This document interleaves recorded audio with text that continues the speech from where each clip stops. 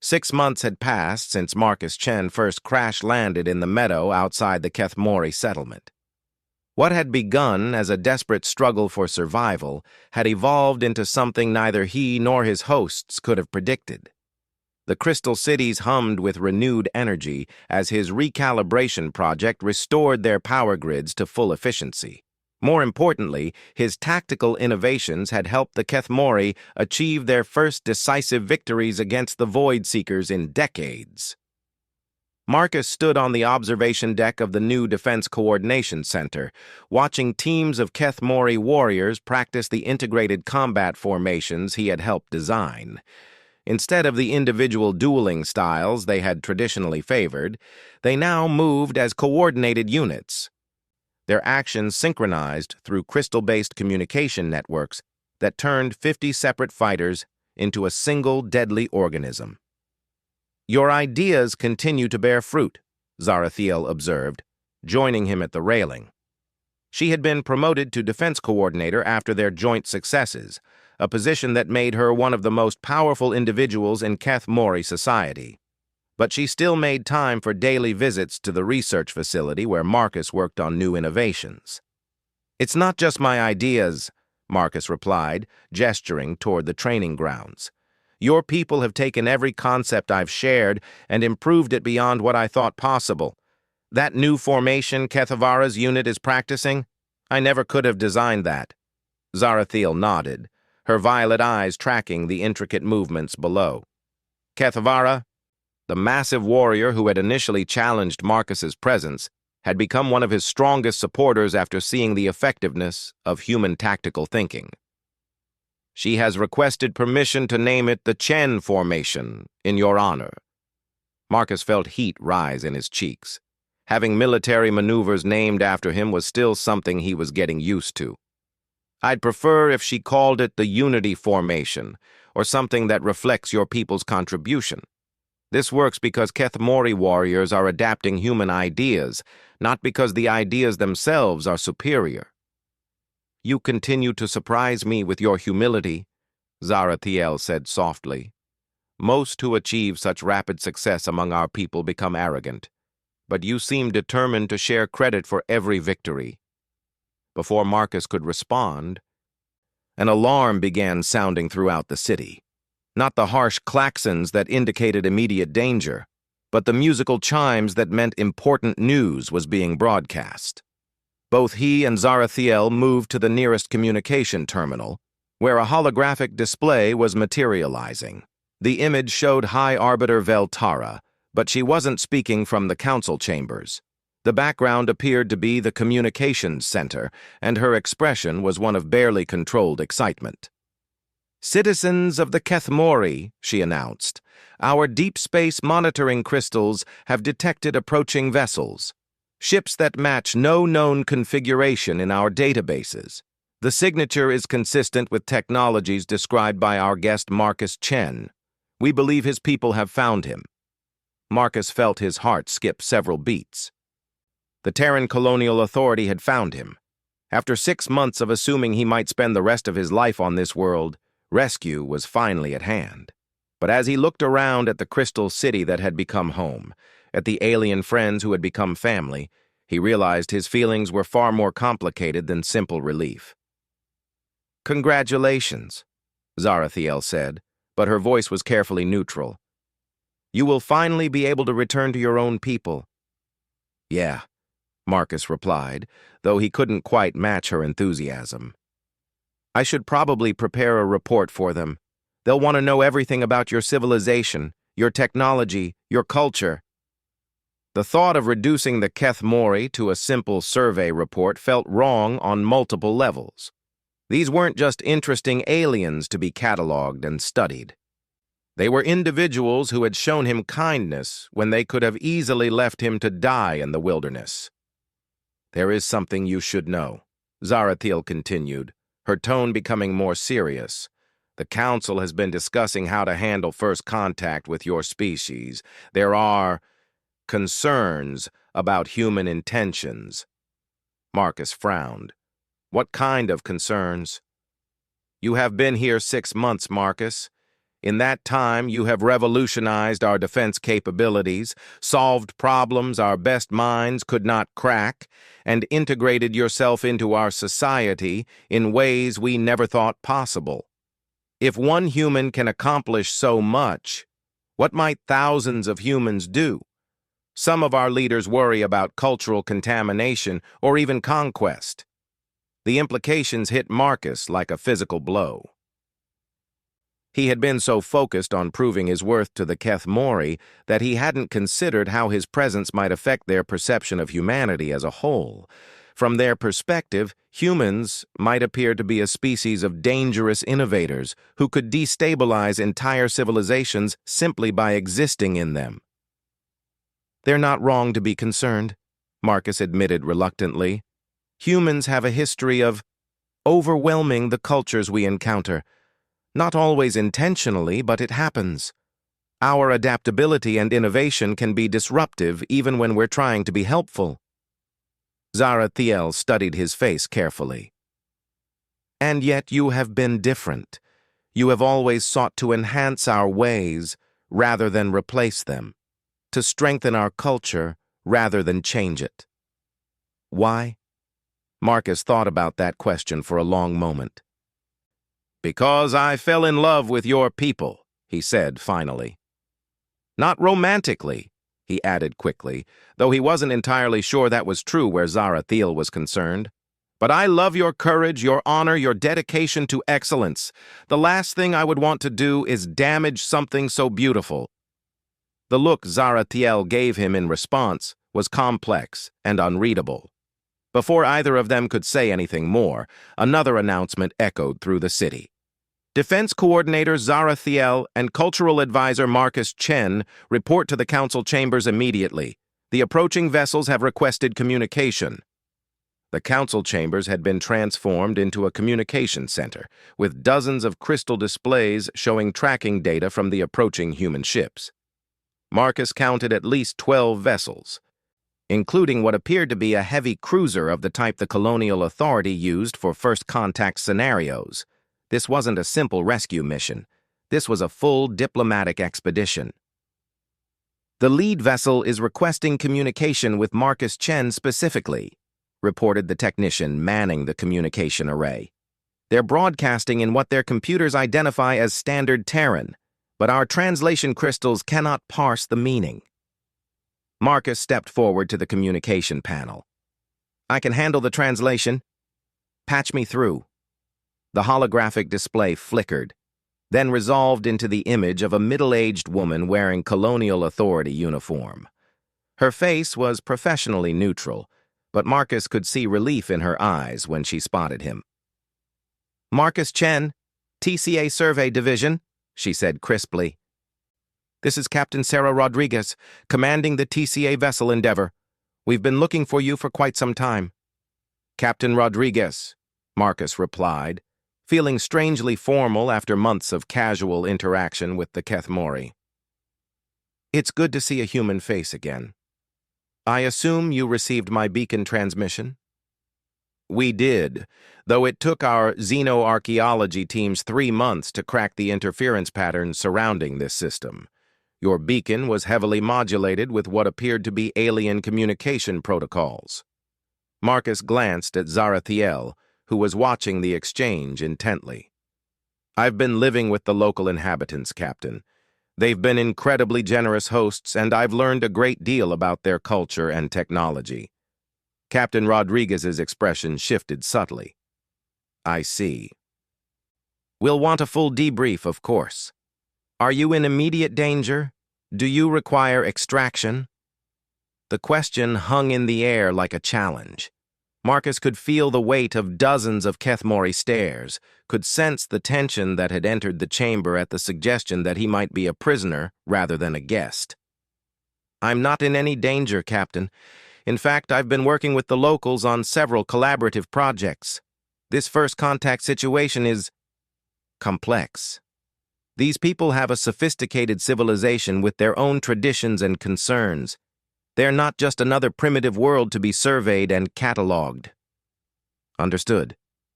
We'd like to arrange a formal meeting between our diplomatic team and local leadership. Can you facilitate such a meeting? Marcus looked to High Arbiter Veltara, who nodded slowly. The Council of Matriarchs is willing to meet with your representatives, Captain Rodriguez. However, they have conditions, such as... Marcus took a deep breath. The Keth Mori are a warrior culture that values strength, honor, and proven capability above all else. They won't simply accept your authority because you arrive with bigger ships.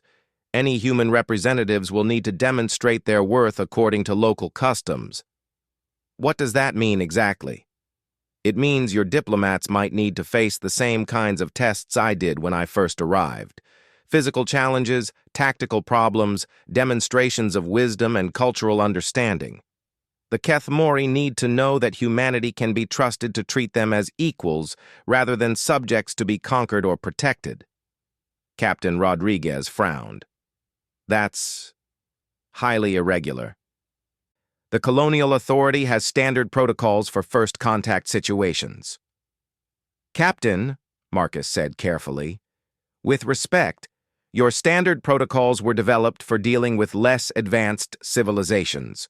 The Keth Mori have technology that could revolutionize human engineering, military capabilities that could change how we fight wars, and cultural innovations that could teach us new ways of organizing society.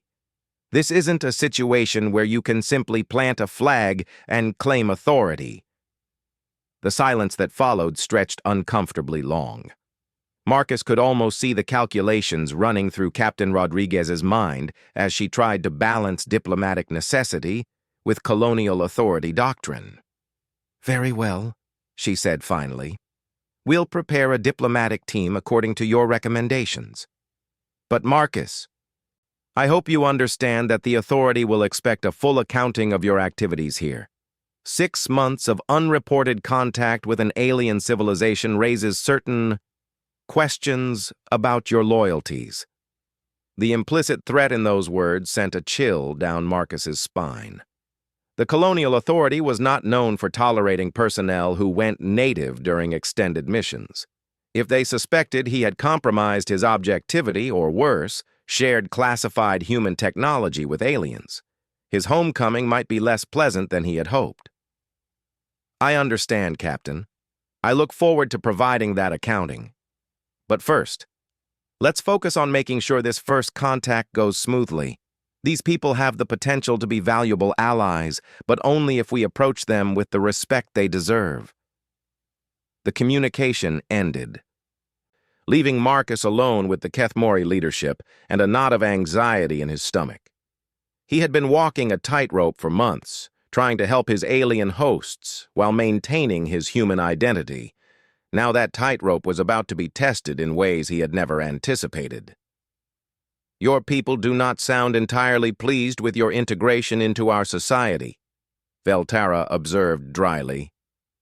Should we be concerned about their intentions? Marcus chose his words carefully. The Colonial Authority is cautious about cultural contamination. They worry about humans becoming too attached to alien ways of life and losing perspective on their mission. It's not personal hostility. It's institutional paranoia. And what is your perspective on your mission now? Zarathiel asked quietly. Marcus looked around the chamber at faces that had become familiar and dear to him over the past 6 months. These weren't subjects to be studied or resources to be exploited. They were friends, colleagues, and perhaps something more. My mission has evolved, he said finally. I came here to survey a star system for mining potential. Instead, I've discovered a civilization that could teach humanity as much as we might teach them. If I can help facilitate genuine cooperation between our peoples, that's worth more than any mineral survey. The formal first contact meeting took place 3 days later in the same amphitheater where Marcus had first been tested by the Council. Captain Rodriguez arrived with a full diplomatic team, including xenobiologists, cultural specialists, trade negotiators, and a discreet but obvious security detail. The Keth Mori had prepared their own welcoming ceremony, complete with displays of martial prowess, artistic achievements, and technological innovations. It was an impressive show designed to establish that they were not primitives to be patronized, but equals to be respected. Marcus served as translator and cultural intermediary, helping both sides navigate the complex protocols involved in formal first contact. The humans struggled with the Kethmori emphasis on personal combat as a measure of worth, while the Kethmori found human bureaucracy and hierarchy mystifying. "Captain Rodriguez," Veltara said through Marcus's translation, "your people speak much of cooperation and mutual benefit, but we see many weapons and few gifts. Are you traders or conquerors?" "High Arbiter," Rodriguez replied carefully, "we come in peace, but prepared for any eventuality. The galaxy is full of dangers, and we've learned to be cautious. Our weapons are for defense only." "All weapons are for defense until they are used for conquest," rumbled Kethvara, who had been chosen to represent the warrior faction in the negotiations. "If you wish our trust, you must earn it as Marcus Chen did, through demonstrated valor and wisdom." What followed was a diplomatic dance unlike anything in colonial authority history. The human delegation found themselves subjected to the same kinds of tests Marcus had faced, though adapted for a group rather than an individual. Their xenobiologists had to demonstrate understanding of Kethmori biology and culture. Their military advisors found themselves in tactical simulations against Void Seeker attacks. Their trade negotiators had to navigate complex honor-based economic systems. To their credit, the humans adapted quickly. Captain Rodriguez herself proved particularly adept at understanding Kethmori social structures, while her chief engineer worked well with the crystal technicians to understand their power systems. But it was during the final day of negotiations that everything changed. The Void Seekers attacked. The assault began without warning, as it always did. The creatures materialized out of dark space directly over the Crystal City, their shadow ships casting unnatural darkness across the gleaming spires. But this time, the Kethmori were ready. Marcus's integrated defense systems activated immediately, turning the city itself into a coordinated weapon. Crystal spires blazed with focused sunlight, creating killing zones where the Void Seekers couldn't phase. Warrior units deployed in perfect formation, their movements synchronized through communication networks that allowed them to fight as a single organism. The human delegation found themselves in the middle of a battle unlike anything they had ever witnessed. Captain Rodriguez and her security team joined the defense, their energy weapons adding to the Kethmori firepower. But it was the sight of humans and Kethmori fighting side by side, each compensating for the other's weaknesses, that truly impressed both sides. Marcus coordinated the defense from the command center, his tactical innovations allowing the defenders to achieve something unprecedented: a complete victory against Void Seeker raiders without losing a single defender. When the last shadow ship had been destroyed and the unnatural darkness lifted from the city, both human and Kethmori forces looked at each other with new understanding. "Your Marcus Chen has made us stronger than we ever dreamed possible," Zarathiel told Captain Rodriguez as they surveyed the battlefield. "And your people fight with honor and courage. Perhaps there is wisdom in cooperation between our species." Rodriguez nodded slowly. "I begin to see why Marcus has been so insistent about treating your people as equals. You've shown capabilities that could revolutionize human defense strategies. And the way you've integrated his ideas with your own traditions, it's remarkable." The formal alliance treaty was signed the next day, establishing the Kethmori worlds as an independent ally of the Terran Colonial Authority rather than a subject territory. Trade agreements were negotiated, cultural exchange programs established, and joint research initiatives planned. But for Marcus, the most important moment came when Captain Rodriguez pulled him aside for a private conversation. "The Authority is prepared to offer you a promotion and a new assignment," she said. "Your work here has been exemplary, and we have other first contact situations that could benefit from your—" unique approach. Marcus looked out at the Crystal City, at the Kethmori warriors practicing formations he had helped design, at Zarathiel directing reconstruction efforts with the competence and grace that had first attracted him to her. "I appreciate the offer, Captain," he said slowly. "But I think my work here isn't finished yet. The Kethmori have agreed to host a permanent human liaison office. Someone needs to help manage the ongoing cultural and technological exchange. I'd like to volunteer for that position." Rodriguez studied his face carefully. "Marcus, are you sure? Permanent assignment to an alien world is, well, it's permanent. You'd be giving up any chance of normal human society, normal human relationships." Marcus's gaze found Zarathiel across the plaza, and she looked back at him with those violet eyes that had become the most beautiful sight in any system. "I've found something here worth more than normal, Captain. I've found a place where I can make a real difference, where human and alien can become something greater together than either could achieve alone. And if I may ask, is there a personal component to this decision?" Marcus smiled. "Let's just say that the Kethmori have finally found someone they think is worthy of their undefeated champion's attention. And she seems to think a human who can solve problems and fight void seekers might make an acceptable mate, even if he can't swing a sword worth a damn." Captain Rodriguez laughed despite herself. "Well, I suppose there are worse fates than falling in love with an alien warrior princess on a crystal world under twin suns. The Authority will approve your request, Marcus. Just promise me you'll keep sending reports.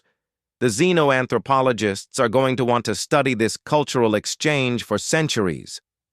As the Endeavor and her escort ships departed for human space, Marcus stood with Zarathiel on the observation deck of their shared home, watching the stars fade into normal space. The future stretched before them, full of possibilities and challenges that neither human nor Kethmori could face alone. "Are you certain about this choice?" Zarathiel asked, her hand finding his. "You're giving up everything familiar for a life among strangers on an alien world." Marcus squeezed her fingers gently, marveling at how perfectly her larger hand fit around his. "I'm not giving up anything," he said. "I'm gaining everything. Besides, we're not strangers anymore, are we? We're partners, in work, in war, and maybe in other things too." Zarathiel's smile was radiant enough to rival the twin suns. "Then welcome home, Marcus Chen of Earth and Kethmora. Let us see what wonders we can build together.